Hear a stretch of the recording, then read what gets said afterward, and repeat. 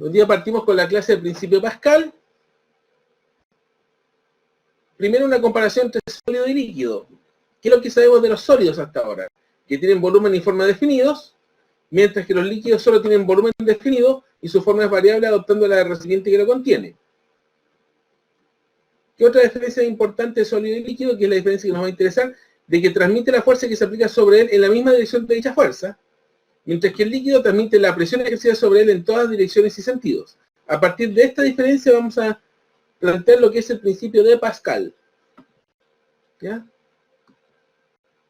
Vamos a considerar la siguiente situación. Tenemos un cilindro limitado por dos pistones, uno de área 200 metros cuadrados y otro de área 20 metros cuadrados. Se aplica una fuerza F2 de magnitud 10 newtons al pistón 2, con lo que la presión aplicada al pistón 2 va a ser la fuerza 2 partido por el área 2, o sea, 10 newtons partido en 20 metros cuadrados, 0,5 pascales. Esa sería la presión que se aplicaría al pistón 2.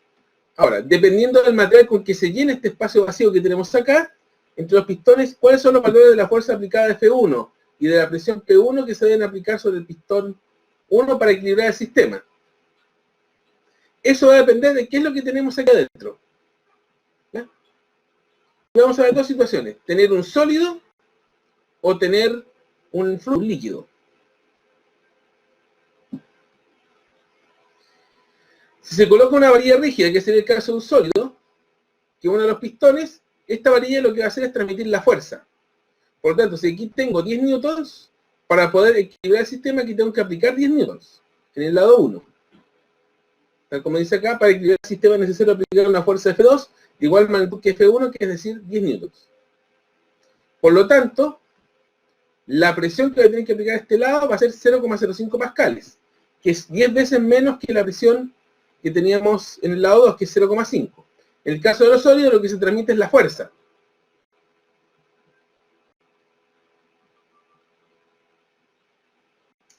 Ahora, ¿qué pasaría si se llena el espacio entre los pistones con un líquido? Lo que hace el líquido es transmitir la presión, no transmite la fuerza. ¿Qué quiere decir esto? De que si a este lado tengo 0,5 pascales de presión en este pistón, a este otro lado tengo que tener 0,5 pascales de presión. Como en este lado son 200 metros cuadrados, para lograr esos 0,5 pascales necesito aplicar una fuerza de 100 newtons. Por lo tanto, para poder equilibrar 10 newtons, los 10 newtons con que se aplica esta fuerza acá, necesito aplicar 100 newtons al otro lado. Tal como dice acá, para equilibrar el sistema es necesario aplicar una presión P1 de igual magnitud que P2, es decir, 0,5 pascales. Con ello la magnitud de la fuerza 1 es 100 newtons. Entonces tenemos la diferencia entre el efecto de un sólido y el efecto de un líquido. El sólido transmite fuerzas, el líquido transmite presiones.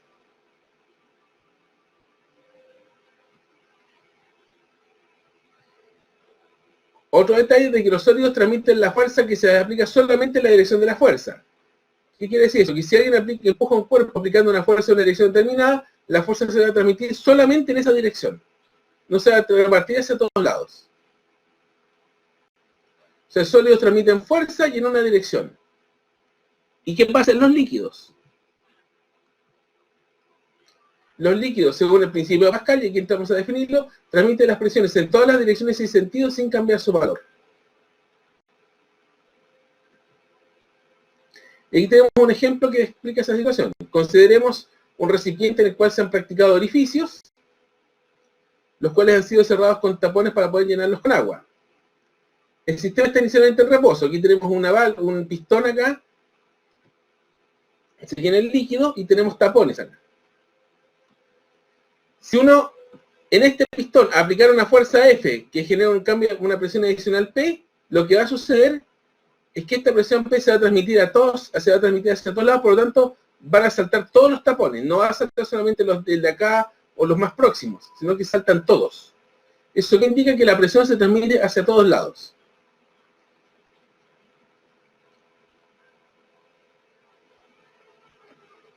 En todas direcciones. ¿Cómo se demuestra este principio de Pascal? Simple, a través de la ley fundamental de la hidrostática. De la ley fundamental de aerostática sabemos que la presión en el punto 2 va a ser igual a la presión del punto 1 más la densidad del líquido por G por H. Que si se aumenta la presión en el punto 1 por acción de una fuerza sobre el pistón, de manera que la presión en el punto 1' va a ser una presión 1 más un delta P, la nueva presión en el punto 2 va a ser presión 2', va a ser P1', que es la presión que tenemos acá, más ρ por G por H, o P1 más delta P más ρ por G por H, donde se puede demostrar que la presión 2' va a ser la presión 2 que había inicialmente más delta P. O sea, de que si aumento delta P acá, ese delta P de aumento se va hacia todos lados.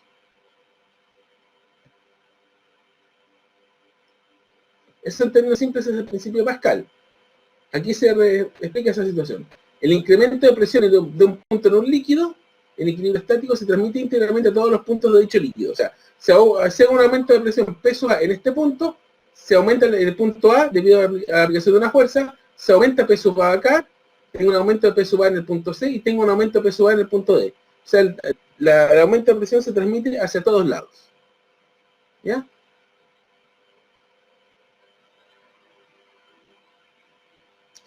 Eso podemos verlo desde el punto de vista teórico. Esta clase va a salir cortita. Me aviso inmediato. Y ahora, entre medio, voy a mostrar un video introductorio para ilustrar el concepto de lo que es la aplicación más directa de este tema, que es lo que se conoce como la prensa hidráulica. ¿Ok?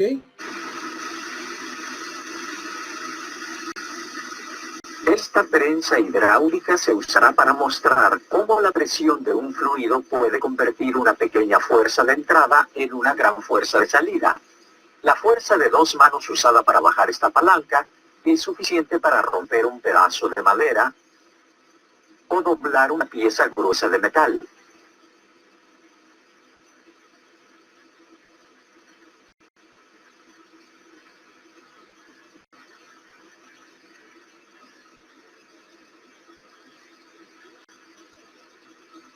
Esta animación ilustra cómo esto funciona. 2 cilindros llenos de aceite de diferentes diámetros están conectados por un tubo. Cada cilindro tiene un pistón que ajusta perfectamente. Al bajar la palanca se mueve el pistón pequeño hacia abajo, incrementando la presión en el aceite. La presión incrementada actúa sobre el área más grande del segundo pistón, empujándolo hacia arriba con una fuerza mayor que la ejercida hacia abajo sobre el pistón pequeño. Segunda vez que lo vamos a repetir.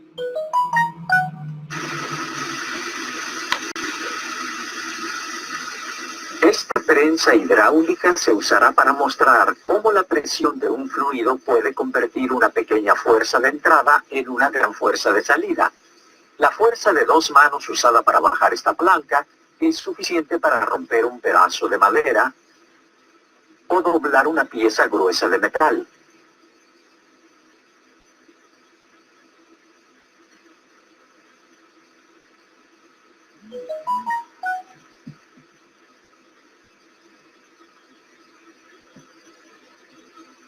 Esta animación ilustra cómo esto funciona.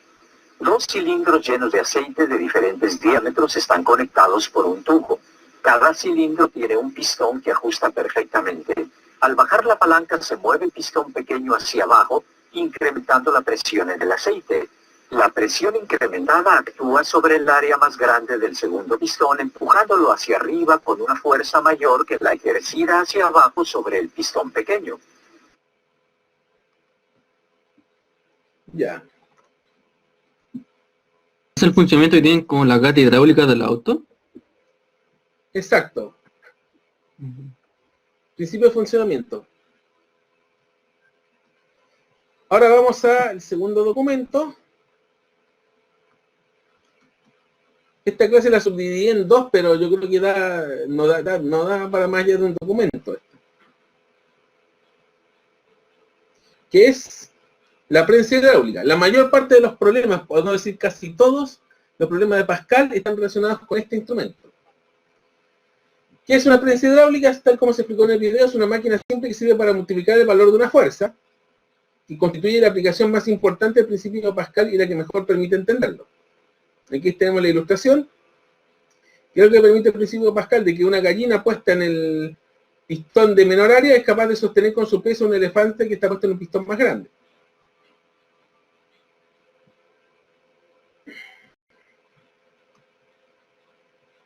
Y tenemos la explicación. Considero un tubo en U con dos pistones como el de la figura.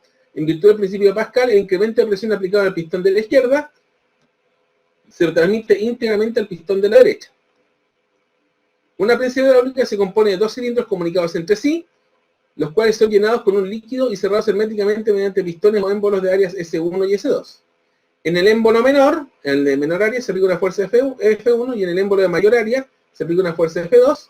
Y en virtud del principio de Pascal, este émbolo, debido a la fuerza F1, va a aplicar una presión P. Esa presión P se transmite hacia el otro lado, hacia donde está la fuerza el área S2, y genera una fuerza F2 hacia arriba.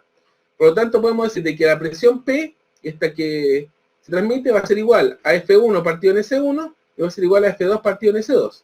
Y aquí se puede establecer una probabilidad, una relación de proporcionalidad directa entre fuerza y área. O sea, de que F2 es igual a S2 partido en S1 por la fuerza 1.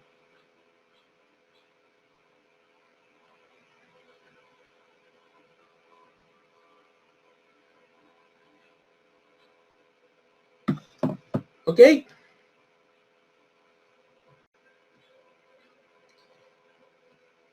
Aquí se ilustra. Se aplica una fuerza pequeña en este lado, esa presión P debida a F1 se transmite por todo el fluido, por el principio de Pascal, y la presión de este lado actúa sobre un área mayor y produce una mayor fuerza. Y por eso con una fuerza pequeña acá podemos soportar un peso grande. ¿Qué quiere decir? De que si el área 1 es menor al área 2, por lo tanto la 1 tiene que ser menor a la fuerza 2.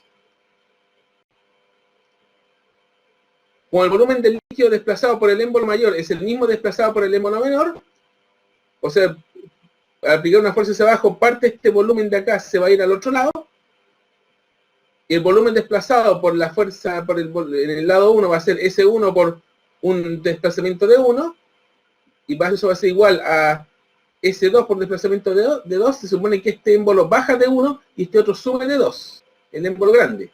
El émbolo pequeño baja de 1 y el émbolo grande sube de 2. Y el producto del área por los desplazamientos que vamos a tener acá tiene que ser igual para ambos. ¿Ya? De lo anterior uno puede deducir de que existe una proporcionalidad inversa entre los desplazamientos y las áreas. O sea que existe mayor desplazamiento en el émbolo de menor área y menor desplazamiento en el émbolo de mayor área. O sea, si S1 es menor que mucho menor que S2, de 1 va a ser mucho mayor que de 2. Conclusión que se puede sacar acá, que lo que se gana en fuerza se pierde en desplazamiento. Es decir, de que si S2 partido en S1 es igual a N, significa que el émbolo grande es capaz de soportar una fuerza N veces mayor que la aplicada al pequeño, pero va a tener un desplazamiento N veces menor que el desplazamiento del émbolo pequeño. O sea, si esta área es 5 veces esta, si aquí aplico F, este puede soportar 5F. Acá al otro lado. Pero si se desplaza de acá, aquí se desplaza hacia arriba de quintos. Esa es la idea de acá. Yo gano fuerza, es como una palanca. O sea, yo gano, lo que gano en fuerza lo pierdo en desplazamiento.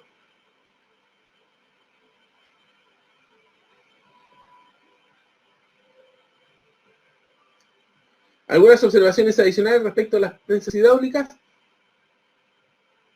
En general, la fuerza generada no va a depender de la cantidad de fluido involucrado, como vemos en la figura, con dos sistemas que transmiten la misma fuerza, asumiendo que todos los pistones son iguales. O sea, la fuerza que se transmite en este pistón y en este otro pistón va a ser independiente de la cantidad de fluido que hay aquí adentro, entre medio.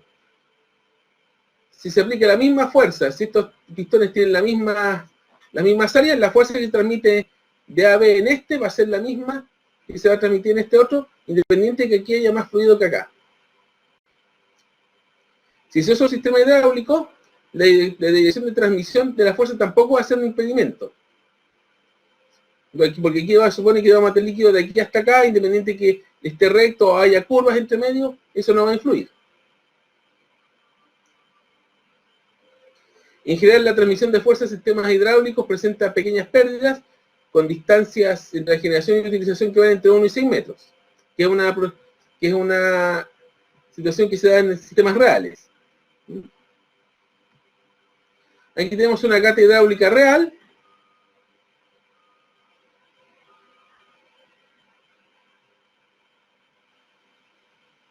A ver si puedo explicar un poco cómo funciona esta gata hidráulica. Para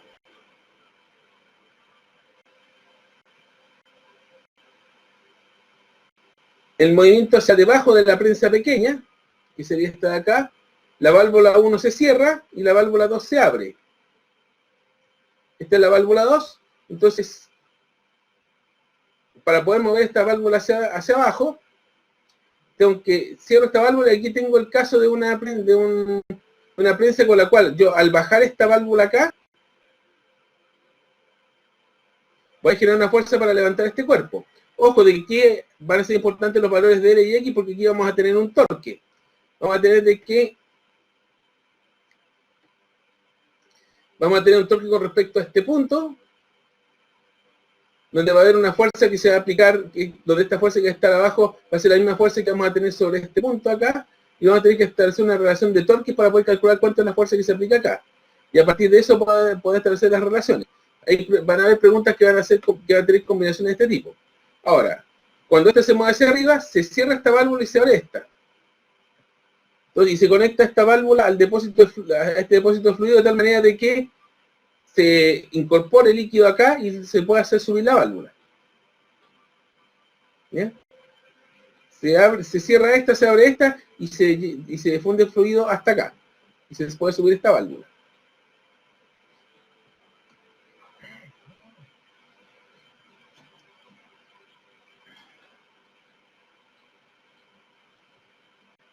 Ahora, basado en el mismo principio de la gata hidráulica, tenemos el freno hidráulico que transmite por medio del líquido de frenos una fuerza aumentada, la del pedal de freno. Yo aprieto, le pongo una fuerza del pedal de freno. Desde el pedal, este pedal lo que hace es apretar esta válvula, que está llena de líquido de freno. Esta válvula genera una presión que se propaga hasta llegar a los pistones 2 y 3. Y estos pistones lo convierten en una fuerza que se aplica a las baratas que van a presionar el tambor de freno. Y esto es lo que hace frenar el vehículo, lo que provoca el efecto de frenado. Por eso es importante el líquido de freno. Si esto no tiene líquido de freno o se derrama y todo, este sistema no funciona y el vehículo no puede frenar. ¿Ya? Y eso sería.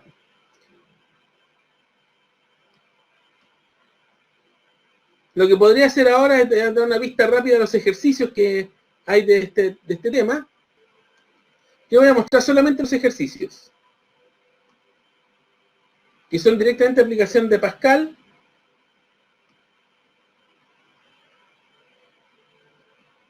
Fuerza generada por el pistón hidráulico, indicar lectura del manómetro de la figura, aplicaciones de los conceptos del principio Pascal directo.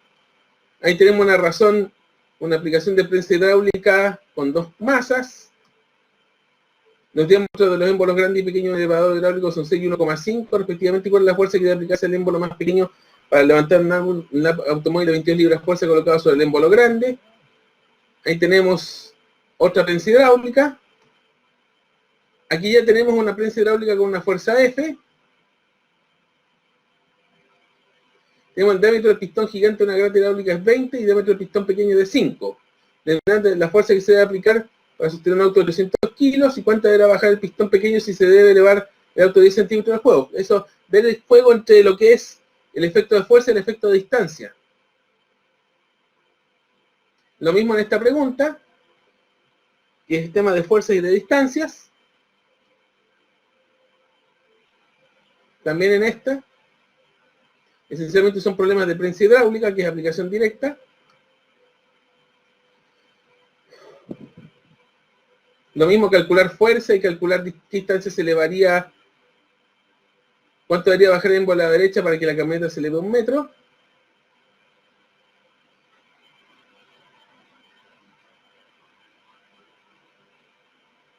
Todo el tema de las distancias también. Tenemos este otro problema, funciona, una prensa hidráulica funciona con agua, en ella se están equilibrando el peso con dispuesto en el pistón más grande, del área A 0,3, mediante la fuerza F aplicada en el pistón más pequeño. Si se considera expresar la masa de cada pistón, calcule la fuerza F cuando existe un desnivel 20 centímetros.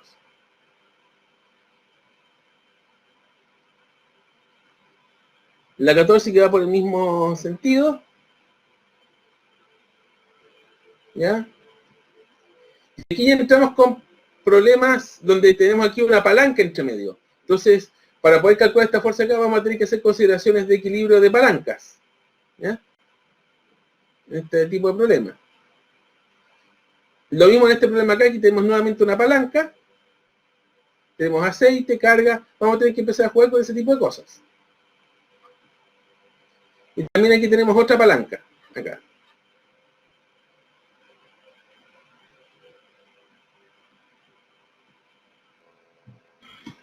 Profe, una pregunta de la teoría.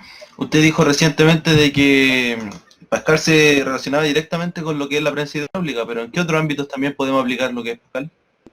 Pascal. En el ámbito nuestro, no sé si usted sabe. Mira, lo único que puedo decir es que me imagino que ustedes tendrán contacto con alguna prensa hidráulica. O con frenos, no sé.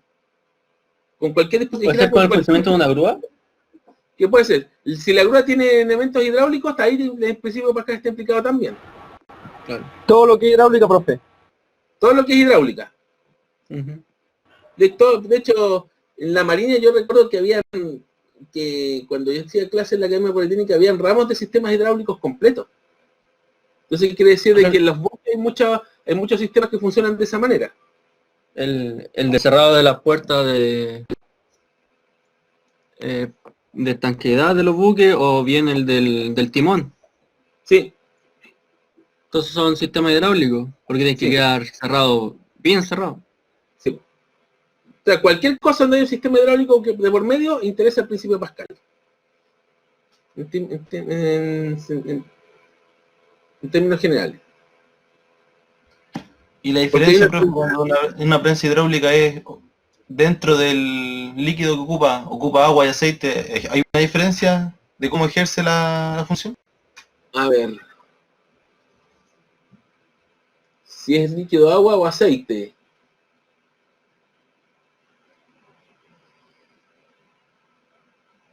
Es por la presión, pues, profe, porque por ejemplo la bomba de freno del auto, ¿cómo no le podía echarle agua? Porque la Hay un presión tema, debe haber un tema de que hay líquidos que deben existir líquidos que son especiales para trabajar en forma hidráulica. No puede echarle cualquier líquido, por ejemplo, tal como hacía tu compañero, líquido de freno. Entonces ahí habría que entrar a averiguar cuáles son los típicos líquidos especiales que se usan para los sistemas hidráulicos. Teóricamente podría funcionar con agua, pero seguramente deben haber otro tipo de consideraciones. Hay un detalle con el aceite, por ejemplo, de que, acuérdate que aquí tenemos pistones, y cuando los pistones deslizan en esas válvulas, hay fricción. Y la fricción desgasta la válvula. Y lo que se usa es aceite como un efecto para generar Lubricante. un efecto lubricante. Entonces, por ese lado, el aceite puede tener una ventaja. ¿Puede afectar también la densidad del líquido con respecto a la presión que pueda ejercer? Mira, la verdad es que no manejo el tema. O sea, habría que empezar a averiguar.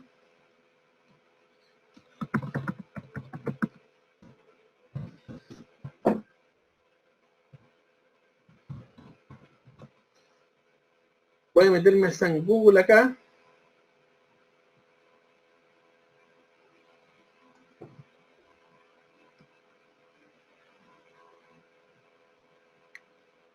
Ya.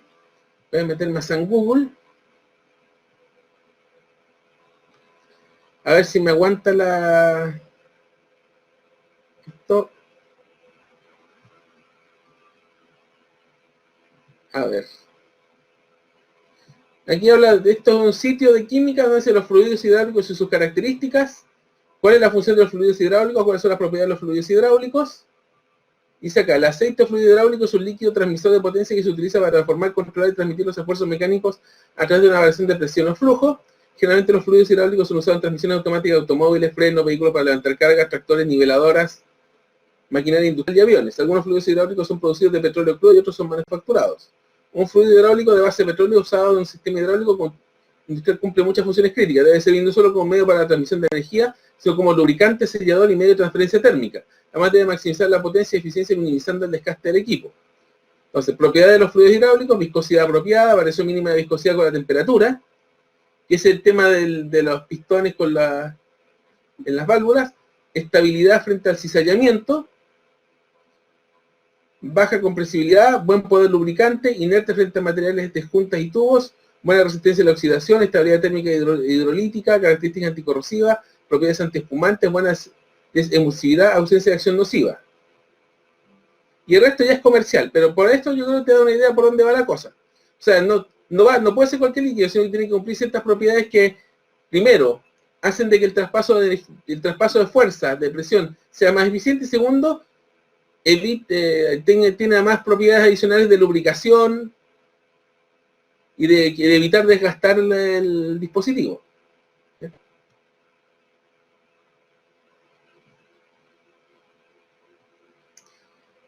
Yo creo que la cosa va por ahí.